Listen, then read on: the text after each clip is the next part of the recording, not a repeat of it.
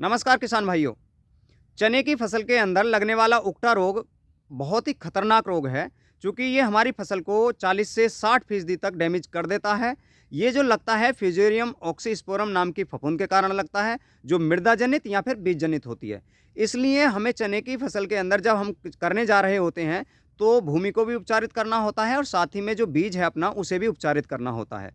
भूमि को उपचारित करने के लिए ट्राइकोडर्मा रहता है, जिसको आप सड़ी गोबर में मिलाकर के 7 से 8 दिन तैयार करते हैं। फिर जुताई जो होती है अंतिम, उस पर छिड़काव करके अच्छे से जोतते हैं और जो बीज होता है उसे आप बाबास्टिन, जिसके अंदर कार्बेंडाजिम रहता है, 50% WP फॉर्मुलेशन में या थीरम के साथ भी आप कर सकते हैं, उपचारित करके तब बीज को हमें बोना चाहिए।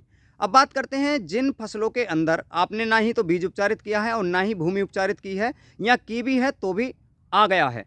तो दोस्तों उसके लिए या तो आप जो कार्बेंडाजिम मैनकोजेब युक्त जो अपने उत्पाद हैं, जैसे साफ हो गया या फिर मेंडोज हो गया, या फिर जो कॉपर ऑक्सीक्लोराइड है, उसे आप रेत में मिला करके चने के जो जड़ क्षेत्र का भाग होता है वहाँ पर डालेंगे, जिससे जैसे ही आप सिंचाई करेंगे पानी के साथ जा करके वो जड़ों तक पहुँच जाए। चूँकि ये जो रोग है वो जड़ क्षेत्र से लगता है। जैसे ही आप सूखे पौधे की जड़ को चीरेंगे तो वहाँ पे आपको ब्लैक धारी दिखाई देगी। अगर ऐसा है तो समझ लीजिए ये उकटा रोग है। चूँकि कई बार जो पौधा सूखता है वो इंसेक्ट के कारण भी सूख जाता है, दीमक के कारण, व्हाइट ग्रब के कारण।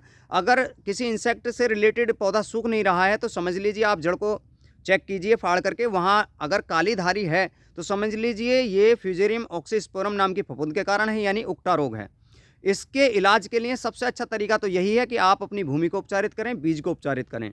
बावजूद इसके अगर आ रहा है या आपने उपचारित नहीं किया है, तो कॉपर ऑक्सीक्लोराइड की 500 ग्राम मात्रा प्रति एकड़ या तो ड्रेंचिंग करें, पानी के साथ बहाएं, या फिर रेत में मिला करके उसे आप चने के जड़ क्षेत्र में दें।